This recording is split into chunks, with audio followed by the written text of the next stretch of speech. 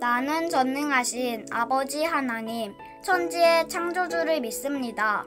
나는 그의 유일하신 아들, 우리 주 예수 그리스도를 믿습니다.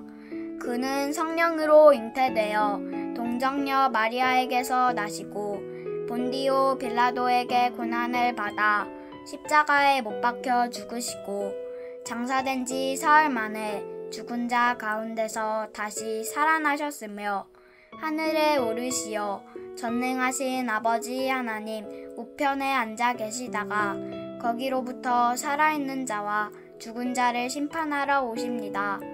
나는 성령을 믿으며 거룩한 공교회와 성도의 교제와 죄를 용서받는 것과 몸의 부활과 영생을 믿습니다. 아멘.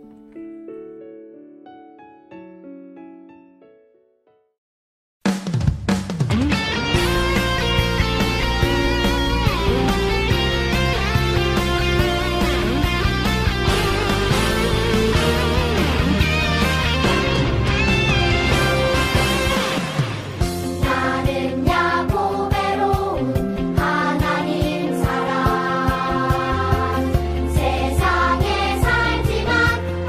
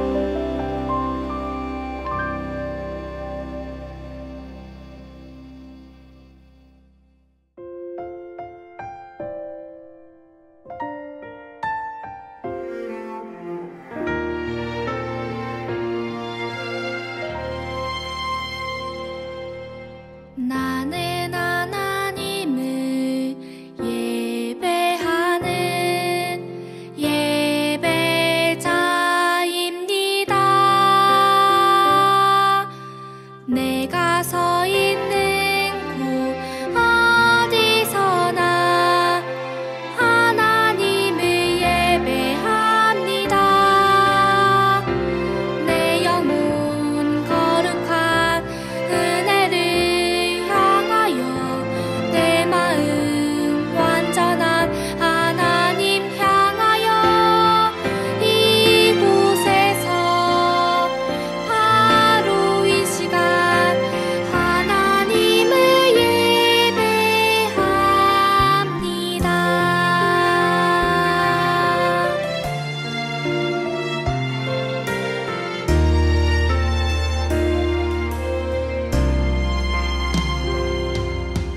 나는 하나님을 예배하는 예배자입니다.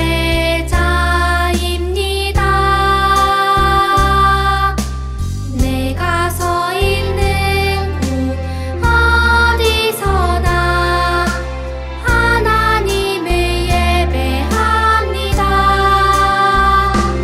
내 영혼 거룩한 은혜를 향하여 내 마음 완전한 하나님 향하여 이곳에서 바로 이 시간 하나님을 예배합니다.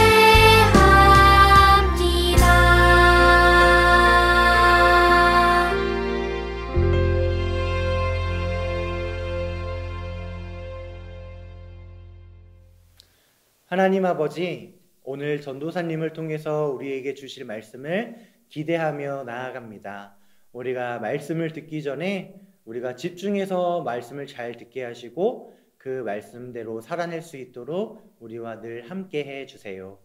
그리고 오늘 추수감사주일로 지키는데 우리가 1년 동안 우리에게 베풀어 주신 은혜를 생각하며 하나님께 감사할 수 있는 우리가 되게 해주세요. 예수님의 이름으로 기도드립니다. 아멘.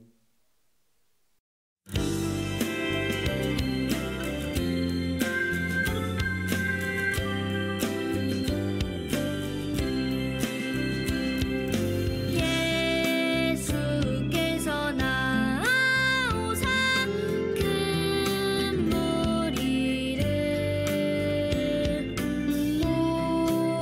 모시고 그 목자 없는 양 같음으로 인하여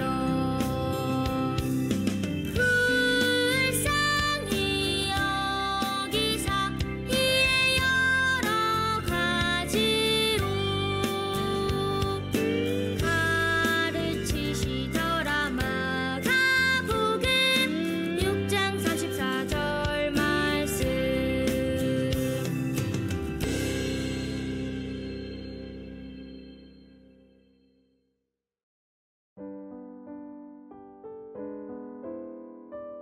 그 중에 한 사람이 자기가 낳은 것을 보고 큰 소리로 하나님께 영광을 돌리며 돌아와. 아멘. 여러분 안녕하세요. 장정진 전도사님이에요. 일주일 잘 지냈나요? 오늘은 특별히 추수감사주일로 지킬 거예요. 추수감사주일은 농부가 밭에 씨앗을 뿌리고 그 씨앗이 열매를 맺어서 그것을 추수하고 거두어 들여서 감사하는 것처럼 우리도 지난 1년 동안을 되돌아보며 우리에게 감사했던 일들을 하나님께 감사하는 절기로 지키는 날이에요. 그런데 올해는 1월부터 지금까지 또 언제 끝날지 모르는 기간 동안 코로나19라는 바이러스 때문에 감사할 제목들이 그렇게 많지 않아 보여요. 그럼에도 불구하고 그 안 좋은 환경과 상황 속에서도 하나님으로 인하여 감사할 수 있는 우리 모든 친구들이 됐으면 좋겠어요. 오늘 본문 말씀은 누가복음 17장 말씀인데요. 10명의 나병 환자들이 치유함을 받았던 이야기예요. 그러면 오늘 본문 말씀을 전도사님이랑 다시 한번 천천히 읽어볼게요. 누가복음 17장 15절 말씀을 전도사님이랑 천천히 읽어볼게요. 시작. 그 중에 한 사람이 자기가 낳은 것을 보고 큰 소리로 하나님께 영광을 돌리며 돌아와. 아멘. 예수님께서 예루살렘으로 가시는 길에 한 마을에 들어가셨어요. 그 마을에 10명의 나병 환자들이 등장하는데요. 이 나병이라는 것은 단어의 뜻을 보면 비늘이라는 뜻을 가지고 있어요. 성경에서 말하는 이 나병은 사람의 온 몸의 피부가 골마서 썩고 짓눌러지고 마치 물고기의 비늘과 같이 피부가 이렇게 변하는 것을 나병이라고 해요. 그래서 악성 피부병과도 같은 건데요. 어쨌든 이렇게 나병에 걸렸던 사람들은 오늘날 코로나 확진자가 되면 사람들과 격리가 되어서 사람들과 접촉을 할 수 없듯이 이때 당시에 나병에 걸리면 사람들과 격리가 되어서 사람들과 접촉을 할 수 없었어요. 그래서 이 마을에 이 10명의 나병 환자들이 예수님이 온다는 소문을 듣고 저 멀리서 예수님을 발견하고 크게 소리쳐 외쳤어요. 예수 선생님이여, 우리를 불쌍히 여겨주세요 라고 소리를 쳤어요.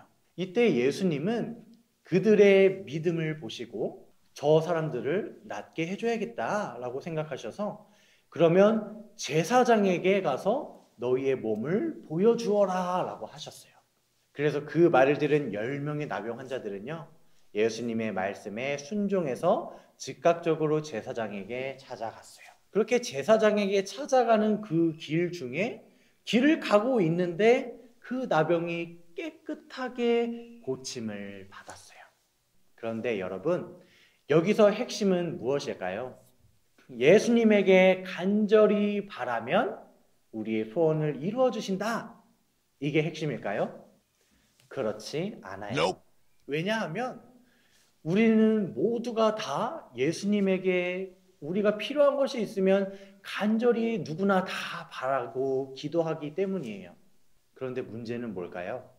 10명의 나병 환자들이 똑같이 나병이 고침을 받았는데 그 중에 딱 한 명만 예수님께 돌아가 엎드리며 감사했다라고 나와요. 여기서 엎드렸다라는 말은 오늘날로 말하면 예수님께 찾아가 예배를 드렸다라는 말인데요. 10명 중에 단 한 명만 예수님께 찾아와 감사를 했다라는 거예요.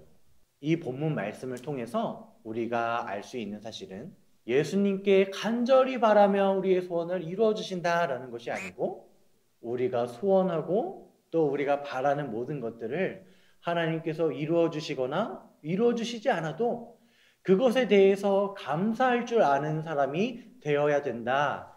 이게 오늘 본문 말씀의 핵심이에요.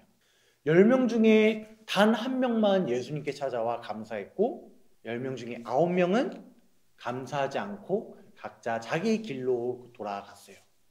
10명 다 스스로 깨끗함을 받았다는 것을 깨달았을 텐데 딱 한 명만 예수님께 감사했다는 거예요. 이것은 마치 뭐와 같냐면 우리가 화장실을 들어가기 전에 너무 급해서 빨리 좀 나와봐. 내가 화장실이 너무 급한데 빨리 나오면 소원을 들어줄게. 빨리 나와줘. 하고 화장실을 들어갔는데 화장실을 들어갔다 나온 후에 어떤 태도일까요? 화장실을 들어가기 전과 화장실을 들어가고 난 후가 다르듯이 이 10명은 처음에 너무 간절한 마음으로 예수님께 부르짖었어요. 예수님, 선생님, 제발 우리의 병을 고쳐주세요. 모두가 똑같은 마음으로 예수님께 간절히 기도하고 바랬었지만 결국에 예수님께 감사한 사람은 딱 한 명뿐이었다는 거죠. 나머지 9명은 예수님께 간절히 기도했지만 자신들이 원하는 목적이 이루어지고 소원이 이루어지자 예수님의 은혜는 잊어버리고 그냥 자기의 삶으로 돌아가 버린 거예요. 그래서 그 9명은 예수님을 그냥 자신의 소원을 이루어주는 도구로 여겼던 거죠. 마치 요술램프 지니처럼 말이에요. 오늘날 교회 안에서도 이렇게 감사할 줄 모르는 사람들이 생각보다 많이 있는 것 같아요. 믿음의 기초에는 항상 감사라는 것이 있어야 되는데요. 왜냐하면 우리가 믿음이 생기려면 내가 먼저 죄인이라는 것을 깨달아야 돼요. 내가 죄인이라는 것을 스스로 인정하고 깨달아야만 예수님이 필요하기 때문이에요. 오늘 말씀은 지난주에 들었던 용서할 줄 모르는 종의 비유와도 상당히 깊은 연관성을 가지고 있어요. 지난주 말씀 혹시 다 잊어버렸나요? No, God, please. 용서할 줄 모르는 종의 비유를 통해서 만달란트 빚진 자의 태도를 우리는 기억할 거예요.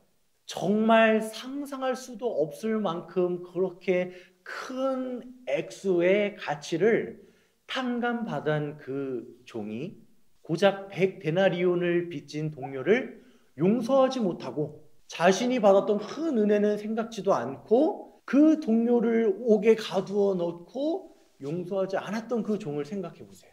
그 종은 왜 그 동료에게 자비와 용서를 베풀지 못했었을까요? 바로 자신이 그렇게 은혜를 입었다는 사실을 잊어버렸기 때문이에요. 오늘 본문 말씀도 10명의 나병 환자들이 예수님께 그렇게 큰 은혜를 입었음에도 불구하고 9명은 그 은혜를 잊어버린 채 안녕히 계세요, 자신의 여러분. 삶으로 되돌아갔어요.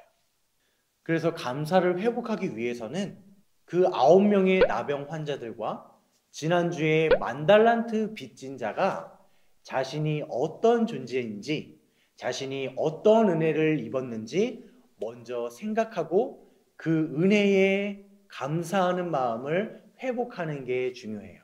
그래서 우리들도 감사할 거리들이 많이 없는 것 같아 보이지만 우리를 구원해 주신 예수님의 은혜에 감사할 줄 아는 우리 모두가 되었으면 좋겠어요.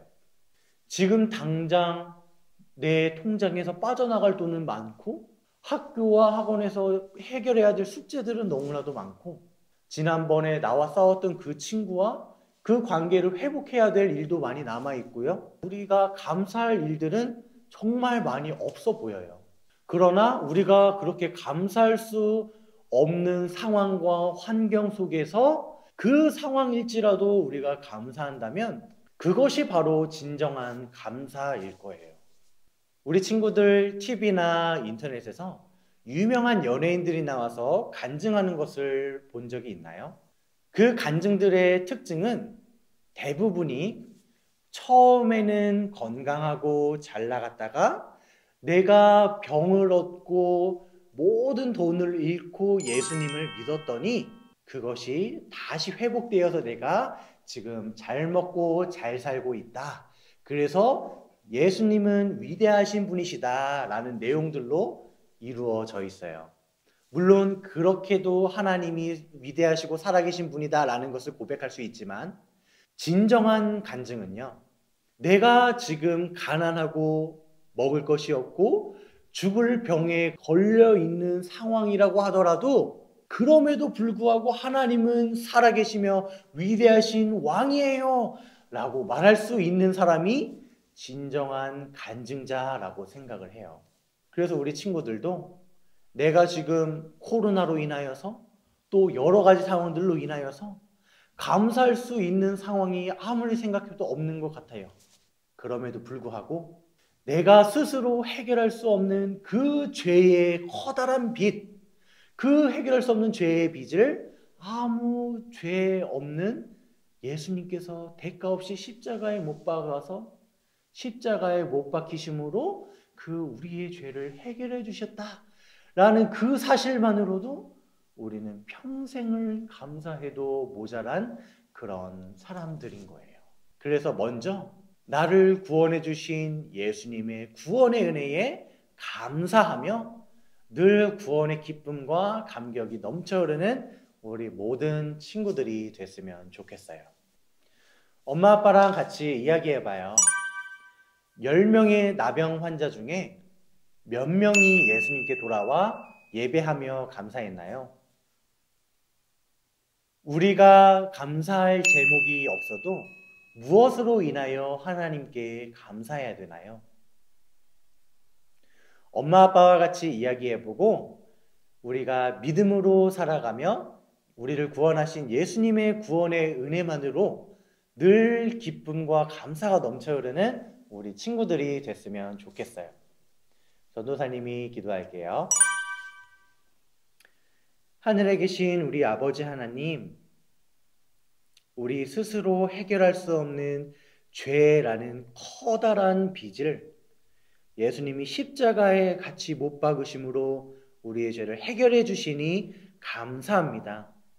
우리를 구원해 주셨다는 이 사실만으로도 어떠한 어려움과 고난들이 닥쳐도 우리가 기쁨으로 감사하며 이겨낼 수 있는 믿음을 허락해 주세요. 예수님의 이름으로 기도드립니다. 아멘.